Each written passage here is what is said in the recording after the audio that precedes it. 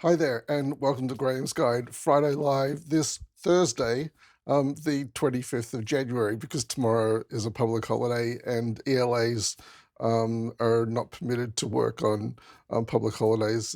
In fact, this weekend we won't be available.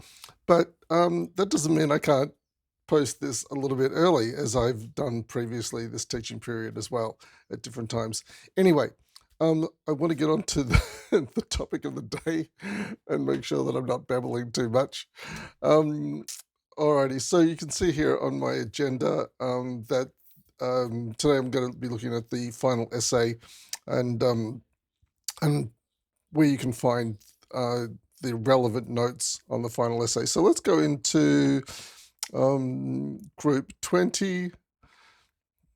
Group 20, um, I'm going to say, well, all of my groups are my favorite groups, but I've got a special spot for group 20 because the discussions are so quiet. Um, there's nothing going on there. And so, I mean, I say I've got a special spot for them, but really it would be great to see a bit more discussion going on in group 20. Okay, so when I say they're my favorite, perhaps they're the group that is most on my mind.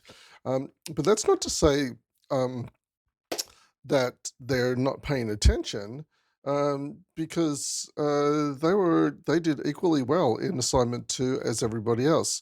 So clearly, people are going in and reading the discussions, and that's great to see, even if you're not necessarily participating. But participating would be great. Oh, I'm babbling again.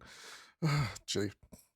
Now, where I want to take you is into the assignment three discussion. This is not going to be a long video today. This is going to be a relatively short one because I'm just showing you where to find information. Oh, this brings me to a great point. Um, Today, I received an email from someone who was following up on assignment two, and they was talking about how the readings can be a bit of a struggle. Finding time to read the readings. Actually, that wasn't mentioned, but um, because I find it hard to find time to do work. You need to really schedule time. That's the only way I find that I get around to doing things, scheduling it. If it's not scheduled, it won't happen. So you're gonna have to schedule your time to get things done. Anyway, but the point that was being made was the readings can be a bit of a hard slog at times, and also finding them, knowing where information is, retaining what you've read, is this person was saying is a challenge. And I absolutely get that. I'm terrible at reading. If I start reading, I get through a paragraph or two and I'm starting to fall asleep. I don't know why that happens, but it's very frustrating. Um, and and then retention, remembering what I've read is also I feel like I read something and then, what have I just read? I might remember one or two things. Maybe that's enough. But I'd rather be remembering more. And then several years ago, I realized I don't have to remember everything in the reading at all. And I came up with this idea that, and I've mentioned this before, that be the librarian who knows where to find the stuff. Don't be the library that holds all the information because you can't hold all that information, but you can be the librarian and know where to find it. So when it comes to the readings and you're doing your write-ups, read to read for context so you know what the reading's about. Maybe you can make a one-word note. This reading is about metacognition. Um, And then, I mean, if metacognition's in the title, you don't even have to make that note. Like Dr. Chu's videos on metacognition and Livingston. I think in the title it says metacognition.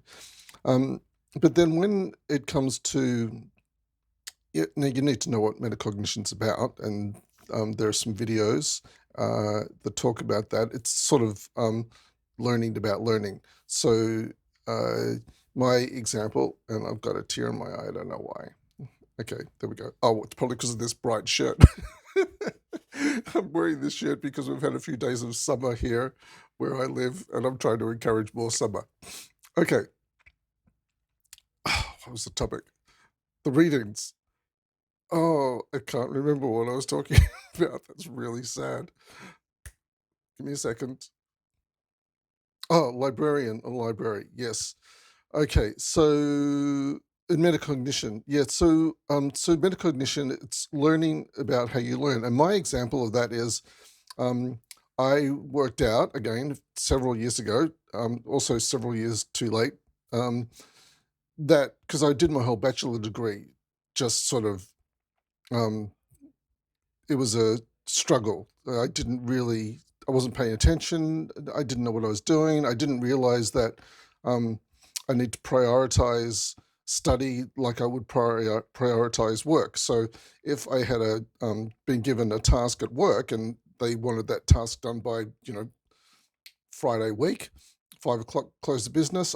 Of course, I would get that task done by that time. I probably would have it done earlier, because I want them to think that I'm, um, interested in what I'm doing. And that's the same with, these assignments. You need to, if assignment's due at a particular date and time, you need to work to that particular date and time. And if you have a chance, finish it early. Then you can hand it in and to studiosity and get a chance to improve it. So you really need to treat your studies like, a job. In fact, each unit deserves about 8 hours a week. So that's about a day's worth of work for each unit. So when I was studying, now I've got a runny nose. This is terrible. So when I was working, I actually dropped a day of work. It was a struggle. It was financially a struggle, but I dropped a day of work, so I then had a day to spend on my studies.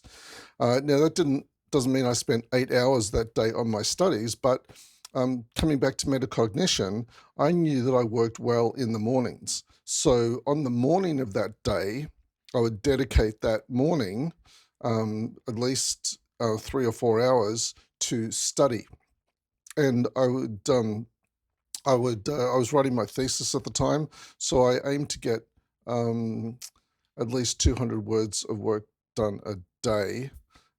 Actually, that Friday must have been something different. But anyway, the point is, getting study done on that Friday morning was, very beneficial to me.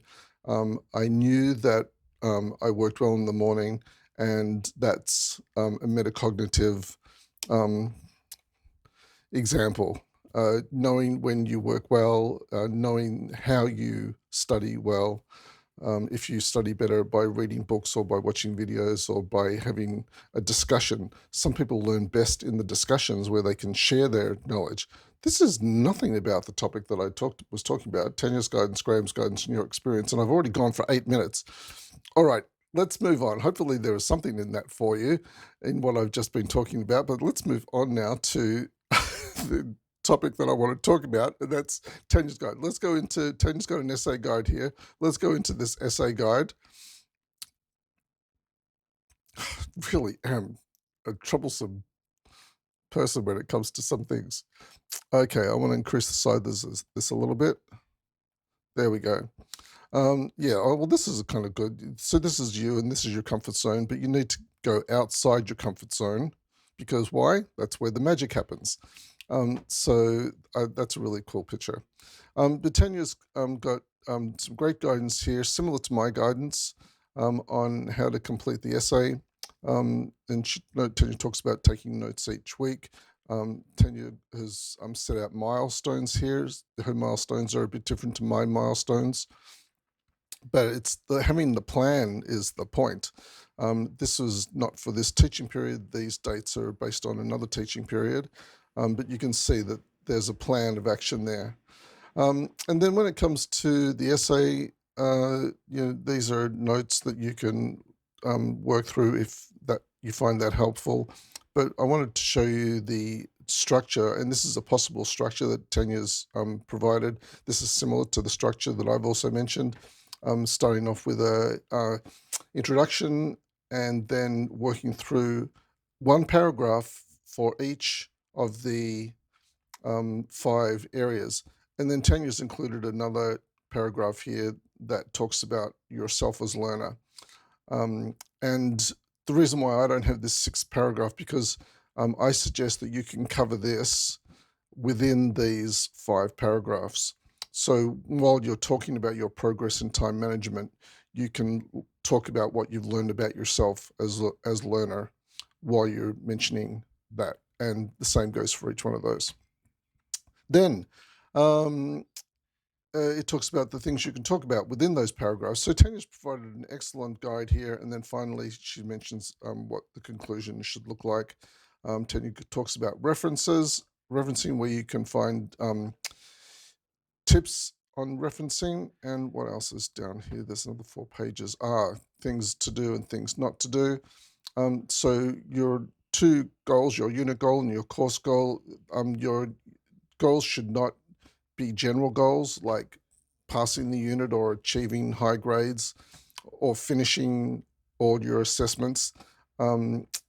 And she's given reasons why these are not good goals, but she's then given examples of what good goals are. And I have a goal planner in my assignment 3 Q&A discussion where you can find, I've provided a way that you might be able to find the goals that you want to work towards. And my goals are sort of based on the future work skills reading, but also on some of the communication theory that we've had in this unit as well. So you have a look at, I'll show you quickly my suggested plan as well. What else is here? Things to avoid and some frequently asked questions, and a little bit more on formatting there. So this is all in the goals in the guide that Tanya provided.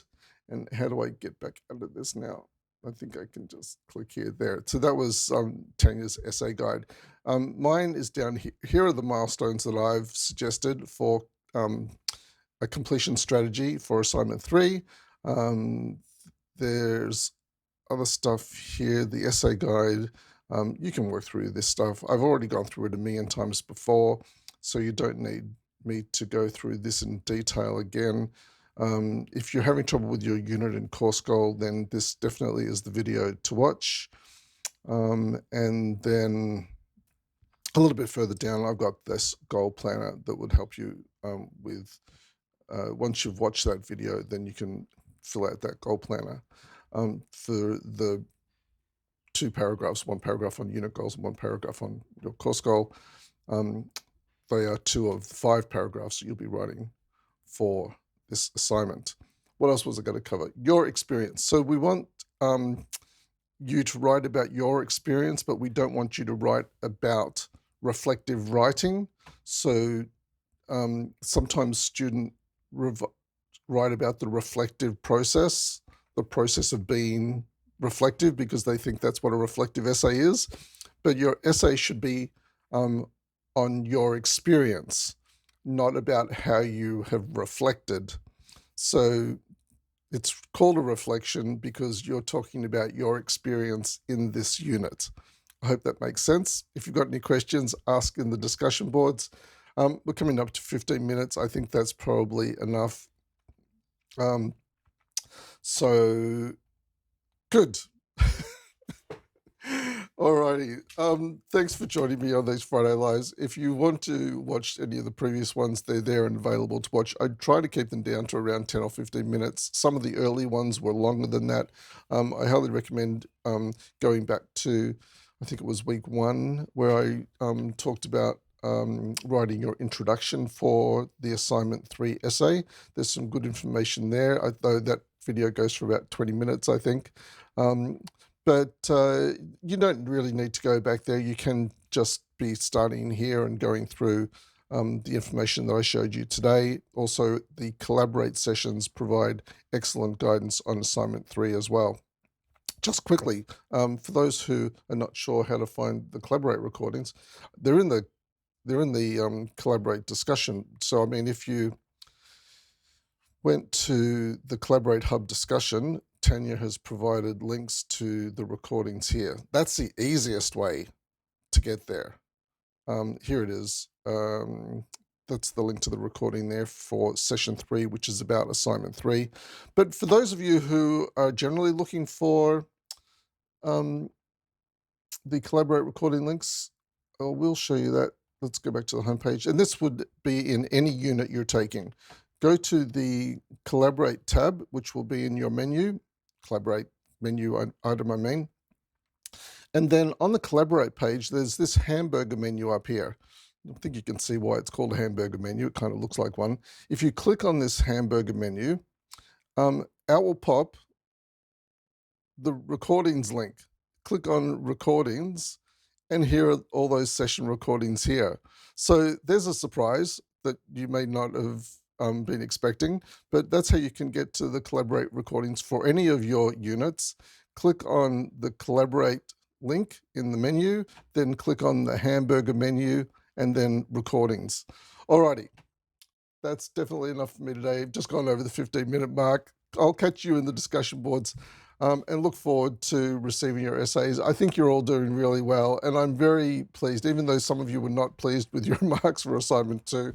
I thought there was some really excellent work there, and definitely the basis of writing up assignment 3. Oh, one thing I will say is generally, in my 10 years of experience, almost everybody improves from assignment 2 to assignment 3, often by at least 5 or 10%.